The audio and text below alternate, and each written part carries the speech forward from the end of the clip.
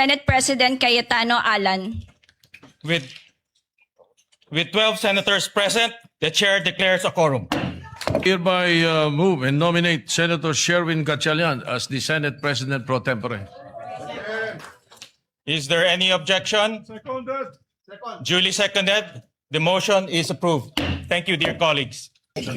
I, Speaker, that I, Irving Galicia, having been elected to this position of Senate President pro tempore, Position of Senate President pro tempore. do hereby solemnly swear Hereby solemnly swear that I will well and faithfully discharge, that I will well and faithfully discharge to the best of my ability, the best of my ability. I am still the legitimate, legal, moral Senate President of the Republic of the Philippines.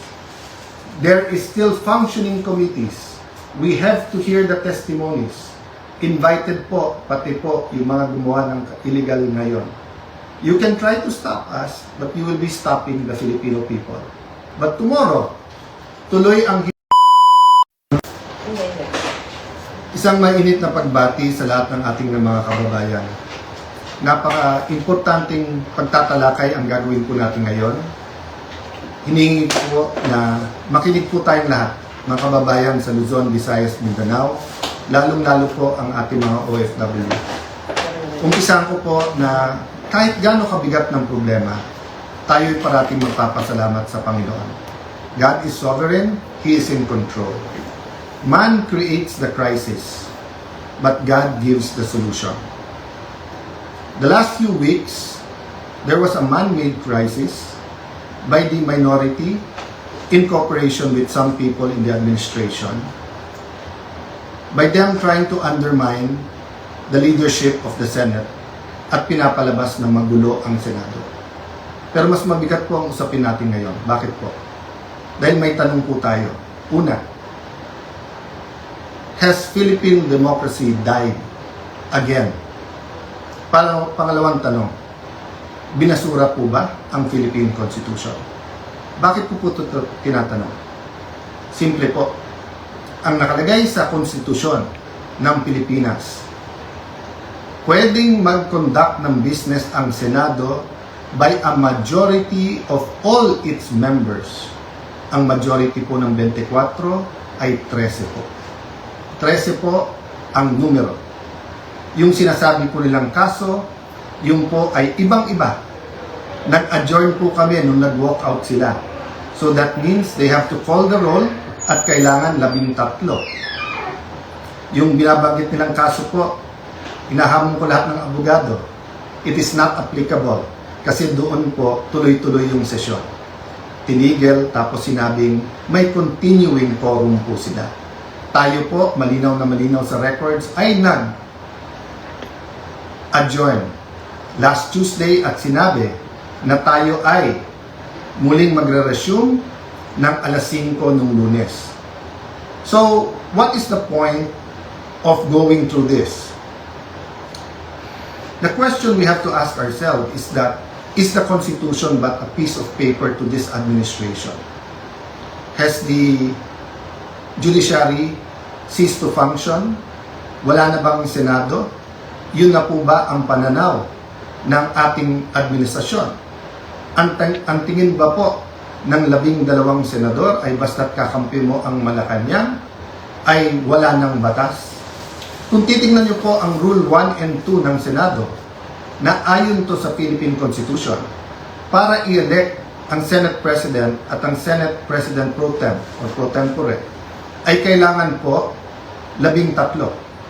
So paano po nila alisin si Senator Loren Legarda kung 12 lang po sila? At mapapakita po sa inyo na gusto nilang i-control ang premises ng Senado at gusto po nilang hindi mag-hearing ang Blue Ribbon Committee bukas sapagkat ay binasa po nilang rule para magkaroon po ng acting Senate President. Kailan po ba pwede magkaroon ng acting Senate President? Babasahin ko po sa inyong rule. Sabi po, in cases specified in subparagraph C of Section 4 of the rule, the President pro tem shall serve as acting president until the Senate shall have elected a new president. Hindi po sila maka-elect ng new president dahil wala po silang 13. Ulitin ko po, pag may 13 po sila, ako pa mag-o-oath sa kanila. Bibilisan ko po na ibibigay sa kanila. Wala po silang 13. So ano yung rule po? The President pro tempore shall discharge the powers and duties of the President in the following cases, A, B, C. But she or he shall only become acting President in the case of subsection C, which says, in the event of resignation, hindi po tayo nagre-resign. Removal, hindi po nila ako naalis. Death, buhay pa naman po siguro ako, hindi po AI to. Hindi po AI ang kumakausap sa inyo ngayon, buhay pa ho ako. Absolute incapacity, siguro naman po nakikita nyo, nakakapag-isip po ako, nakakapagsalita po ako. So wala pong ground para magkaroon ng acting president. This is an illegal coup d'etat na may kasamang pagbabasura ng ating konstitusyon. I warned everyone about this from day one.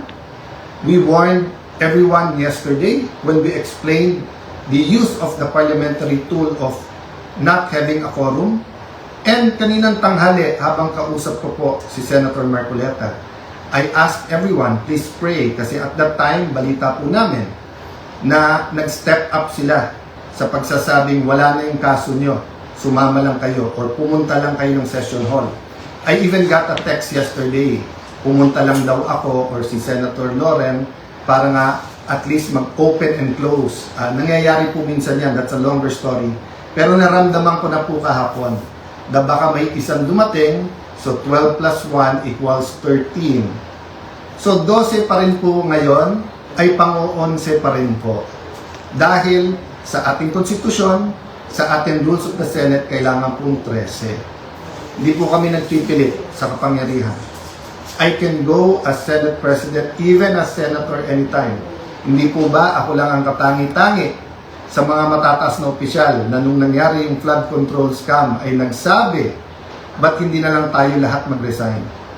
Bakit po ngayon, after asking me to resign yesterday, illegal po. Actually po, hindi nila ako tinanggal. Naglagay ng acting. Senator Win, Lucian, ingat kayo dyan. You're playing around with fire. This is not just about the Senate. This is about the Philippine Constitution. Mga kababayan, sabi nila, ginawa nila to kasi naipit ang trabaho. Wala naman po silang ginawa ngayon. Kung hindi baguhin ang mga committee para walang Blue Ribbon committee hearing bukas. Para hindi maimbitahan ang 18 Marines. Pinalitan nila ang presiding officer. Bakit po? Nagpakita po ba ako ng kahit anong partiality sa conduct or pag-usog ng impeachment court? Alam niyo po, madidelay po ang impeachment sapagkat pag pinalitan ang rules ay kailangan pa ho na magkaroon ng publication. So pati po ang ating mga arrangement ngayon magbabago. Bukod pa ho doon, pwede mag-motion for reconsideration kung legal. Ang problema, illegal po ang sesyon kanina. So this is their answer to the crisis they made. From May 11 till now, crisis after crisis, pinapasok yung NBI ng May 11, binaboy din tayo ng May 13, pagkatapos issue after an issue, at ngayon naman po, instead of a simple adjournment sine die, kung saan meron tayong isang buwan na magtrabaho mga committee, pagkatapos uumpisa na natin ang impeachment, they're going to bring the Senate and the country into a political crisis. Ako'y nakikiusap sa lahat.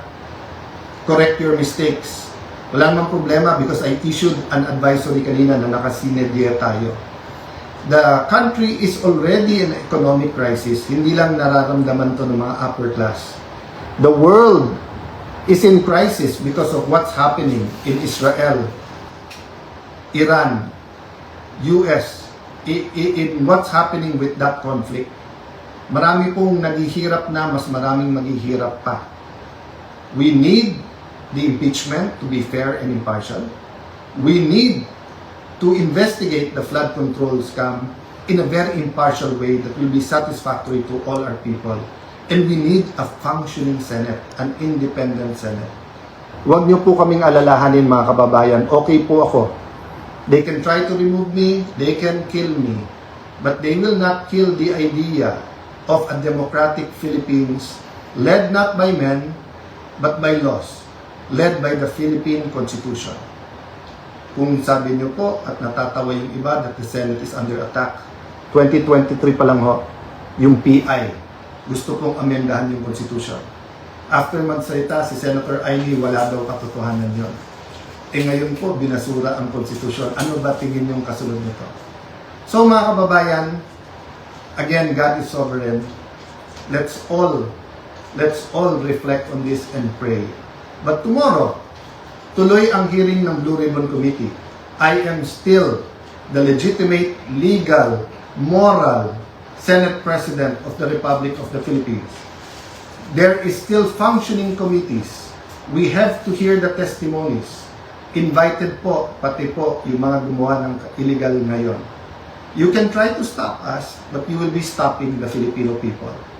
So sa ating mga kababayan who wants to pray or have a prayer vigil sa Senado bukas, pumunta po kayo.